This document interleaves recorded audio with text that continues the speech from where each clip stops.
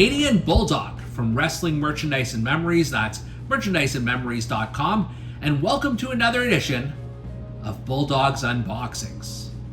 Let's talk about the Wrestling's Heels and Faces line from Zombie Sailor Toys. This has been out now for a few years, and we're in the third wave of figures that have been available to the public. I love this line. It is a tribute to the WWF Hasbro figures of old. It's actually a better tribute than WWE has even done with its retro figures. So that's saying a lot.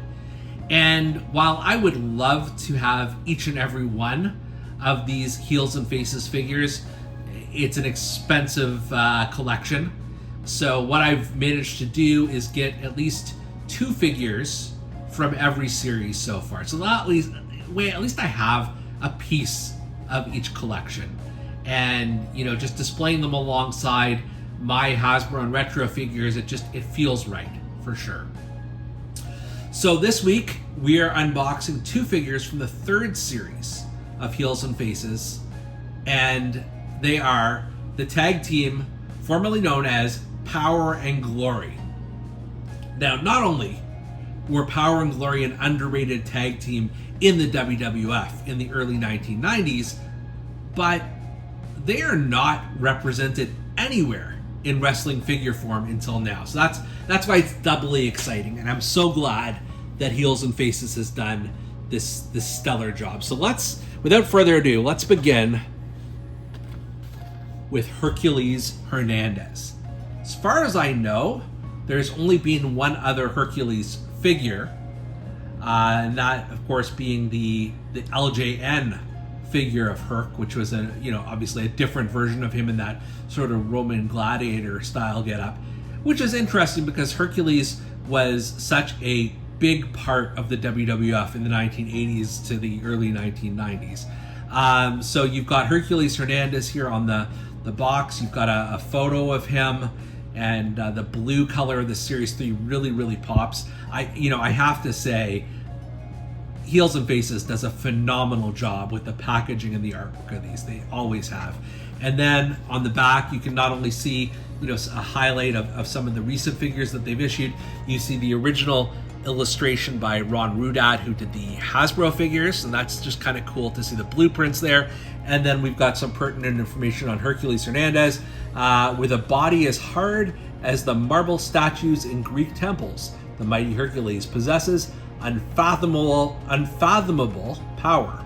Hernandez's alliance with Paul Roma has allowed them to bulldoze through opponents with ease.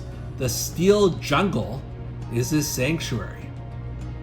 Is the chain his steel jungle? I'm not entirely sure. Could it be a steel cage? I'm not even sure. But love the packaging on this.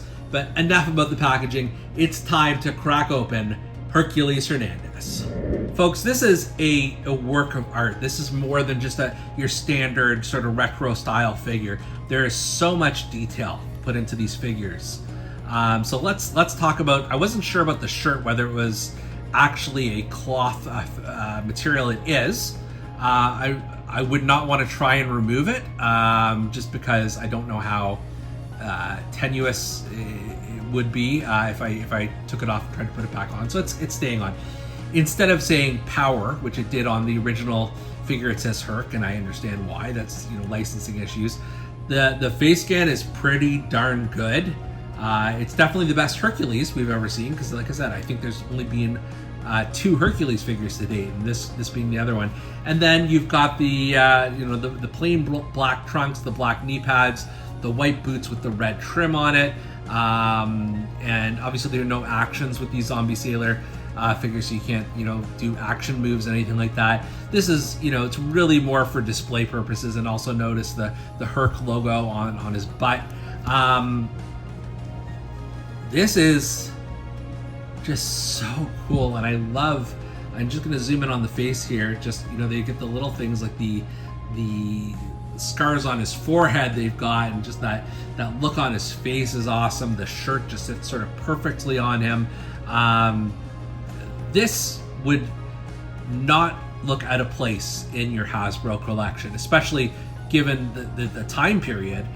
They could have very well done a Hercules figure at that time, and I don't know why they didn't, in fact, but this is just so well done. Moving right along, you can't have power without glory, and glory is in the form of Paul Roma. Now, I did some research online just before, just to see, and I believe this is the first ever Paul Roma action figure, which is incredible because he wasn't, a top star, but he was a horseman. He was, in Power and Glory, obviously. And it's just weird that this is the first time he's ever been captured in action figure form, and I am all here for it. Great picture of Roma smiling on the front here, and then again on the back you've got the Ron Rudat illustration, which is really cool, and then his profile card, which says, "A marvel of sculpted muscle, the ever so pretty Paul Roma leaves others reveling in his glory. Roma's savviness and agility complement the power of his tag team partner, Hercules Hernandez, willing to secure the win by any means necessary." So here you go, Paul Romeo Roma. We're going to open him up right now. The rookie figure of Paul Roma is here, and as good as Hercules is, this may be even better. I say that because he's got an amazing face skin, very much like Paul Roma. That sort of chiseled jaw and everything like that, the very cool 80s, 90s mullet. Again, instead of saying glory on his shirt, it says Roma for copyright purposes. I don't know if I mentioned before, the arms do move. I'm not going to play with them too much because I don't want to wreck this or anything, and I certainly don't want to try and take the shirt off, but his arms do move on these figures. And then, of course, he's got the matching outfit with the black trunks, the black knee pads, the white and red boots, and then on his behind it says Roma as well.